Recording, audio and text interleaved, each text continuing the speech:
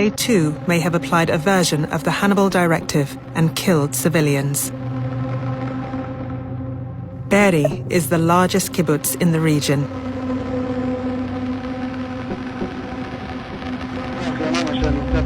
Israeli media reveals that 12 die there when police and army open fire on a house that contains hostages. Israel's Channel 12 speaks to two survivors. והם הביאו פתאום טנק, ואני אומרת לאחד החיילים, תגיד, אבל אם אתם יורים פגזים זה לא יפגע בבני הערובה? אז הוא אומר לי, לא, אנחנו רק עושים את זה בצדדים, להוריד קירות. בא לראות טנק בתוך בארי, עושה על הכביש. הופה, היה שם איזה ירי. וואו. פתאום בום נוראי, ואני לא מצליחה להזיז את הרגליים.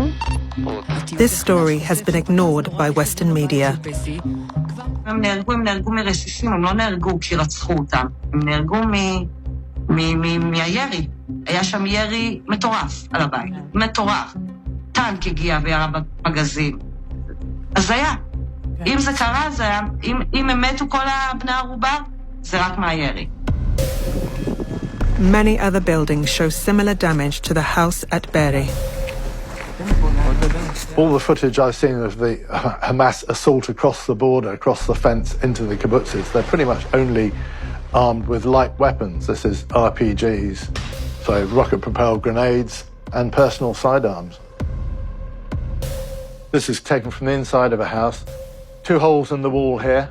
I would say probably by some sort of heavy weapon fired against the house, most probably a tank. There's no way an RPG would make that sort of damage. In this image here, catastrophic structural damage to the building, clearly not caused by a structural collapse from a fire. This was caused by some sort of heavy weapon system during combat. There's catastrophic structural damage to many of these buildings. This can only have happened by heavy weapon systems being used against the kibbutz itself. The I unit calculates that 1,154 Israelis and foreign nationals are killed on October 7 and in the days immediately afterwards. Of these, 256 are soldiers.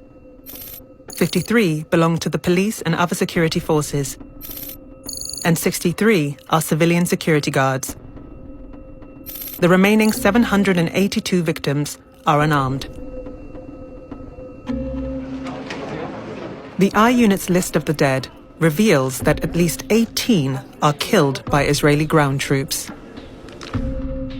A number of other bodies are recovered from beneath rubble who died in circumstances that are unclear.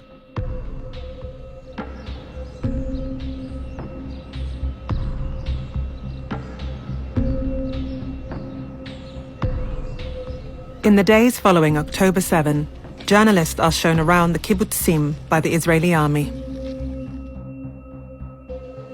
This is something that monsters do, not humans.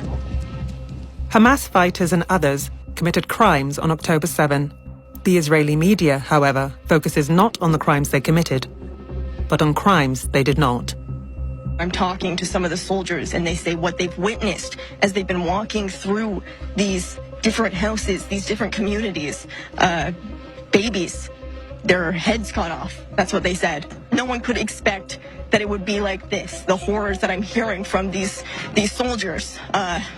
As I mentioned earlier, about 40 babies at least were taken out on gurneys.